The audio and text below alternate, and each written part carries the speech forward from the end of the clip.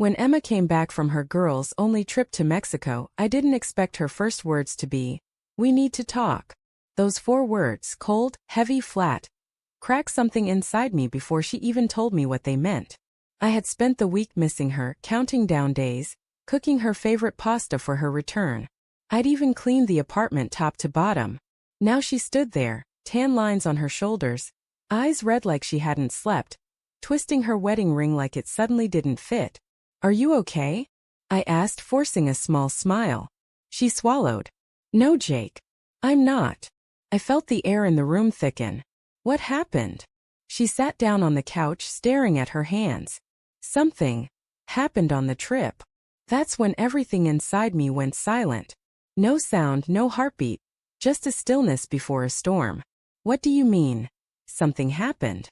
I asked, even though I already knew. Her voice cracked. I slept with someone."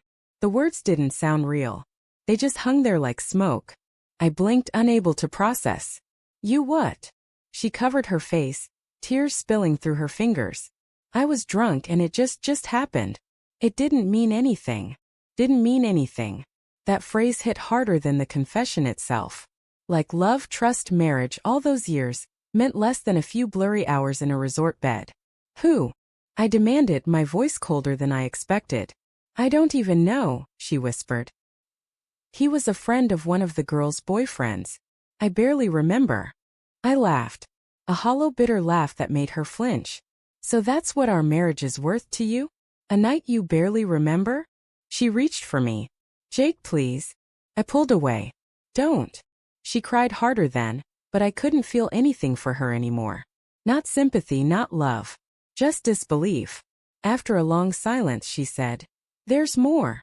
My chest tightened. "What else could there possibly be, Emma?" She took a shaky breath. "I went to the doctor yesterday, and they said I tested positive for chlamydia."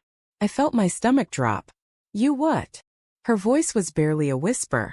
"I might have given it to you." For a moment I just stared at her. Then I walked straight to the bathroom and slammed the door. My reflection in the mirror looked foreign, pale, furious, broken. The next morning I got tested. Positive. That was the day the love I had for her died. The following weeks were a blur of silence and half-hearted apologies.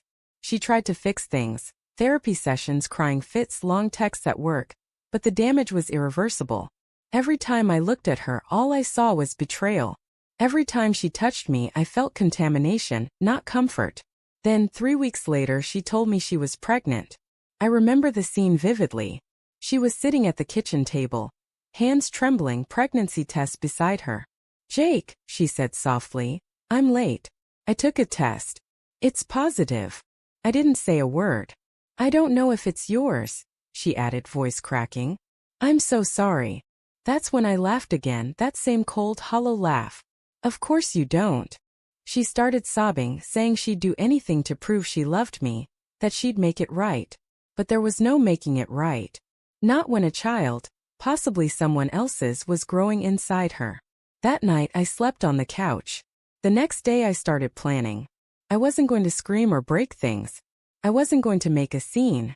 I wanted something quieter, colder, something that would stay with her like what she did to me. I waited for her to think we were healing. For 2 months I played the part of the forgiving husband. I went to therapy, held her hand, cooked dinner again. I even touched her gently, told her I wanted to try. And she believed it. She started smiling again, humming while she cooked, kissing me goodnight. She told her friends we were working things out. That's when I told her I wanted a fresh start. I said, "Let's move somewhere new. New memories. New home. Just us and the baby." Her eyes lit up. She hugged me like I was the same man she married. I found a nice house in a quiet suburb, under my name only. Told her it was temporary until the baby came. She helped me pack, all smiles and soft words. Then came the day I told her I had one condition before we moved. "I want a paternity test," I said, watching her face carefully. She froze. "Jake, please." "Emma," I said firmly. "If we're starting fresh, I need to know." Tears welled up. "You don't trust me?" I looked her dead in the eye. "You gave me an STD, Emma. You cheated on a girls-only trip. What exactly here deserves trust?" She said nothing. A week later we got the results. Not mine. When I opened that envelope, I didn't feel rage or sorrow. Just peace. A cold, numbing peace. That night I cooked dinner. Her favorite, creamy garlic pasta, the same one I'd made before her confession. She came home from work looking tired but hopeful. "Smells amazing," she said softly, touching my shoulder. "Yeah," I said. "Thought we'd celebrate the truth." Her smile faltered. "What truth?" I placed the envelope on the table. "That you've been lying to me for months." Her hands trembled as she opened it. Her face went pale. "Jake." I held up my hand. "No. Don't. You had your chance." Tears streamed down her cheeks. "Please, we can still." I cut her off. "I already sold the apartment." "The new house?" "It's in my name only. You can stay here until tomorrow." She shook her head, panic rising. "You can't just throw me out." "I can," I said quietly. "And I am." I walked to the bedroom, grabbed her packed suitcase, the same one she took to Mexico, and placed it by the door. She broke down completely then, sobbing into her hands. "I made a mistake, Jake. I was scared drunk, stupid. But I love you." I stared at her.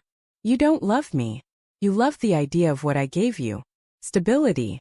Trust. Someone who would forgive anything. But that man doesn't exist anymore." She reached for me, but I stepped back. "Go." The next morning she left. No dramatic goodbye, no last-minute begging. Just silence. I watched from the window as she got into a cab, her suitcase bumping over the curb. For a moment a memory flashed. The day we first met at the bookstore, her laugh echoing down the aisles. That girl was gone. And I finally let her go too. 3 months later I got a message from her friend Melissa, one of the girls who'd gone on that Mexico trip. "Jake, I think you should know. Emma lied about a few things. She wasn't drunk. She'd been seeing that guy for a few months before the trip. She told us she was thinking about leaving you." I stared at the message, then simply replied, "Thank you for telling me." She already did. Time has a strange way of dulling pain but sharpening memory. I got treated, moved into the new house, and started rebuilding my life. The silence felt heavy at first, but eventually it became peace. One day a letter arrived. It was from Emma. No return address. Just my name in her familiar handwriting. Inside was a photo. A baby boy with dark hair and blue eyes. "He's not yours, but he has your kindness," she wrote. "I wish I could undo everything. I hope one day you find someone who deserves the kind of love you gave me." I folded the letter, placed it in a drawer, and never opened it again. But here's the thing about betrayal. It doesn't destroy you immediately. It burns slowly, hollowing you out until you rebuild yourself from the ashes. So what did I do next after losing everything I thought mattered? I started again on my terms. I took the money from the apartment sale and launched a small woodworking business. I spent my nights designing furniture, shaping wood, creating something real from broken pieces, something solid, something mine. And every time I carved a new table or smoothed a piece of oak, I thought, this is what love should have been: patient, honest, crafted by hand, not destroyed by impulse. Months later I met someone, a woman named Leah, a customer who came in looking for a dining table. She was gentle, curious, kind, and patient enough not to ask about my past. I didn't tell her everything right away. But one night when we sat under the warm glow of my workshop lights, I finally did. She didn't say anything for a long time. Then she whispered, "I'm sorry that happened to you, but I'm glad it didn't break you." And for the first time in what felt like forever, I believed her. Because sometimes revenge isn't loud or cruel. It's not screaming or cheating back or burning bridges. Sometimes the most epic revenge is peace, building a life so whole, so full, that the person who broke you becomes nothing more than a memory you no longer bleed from. And that's exactly what I did.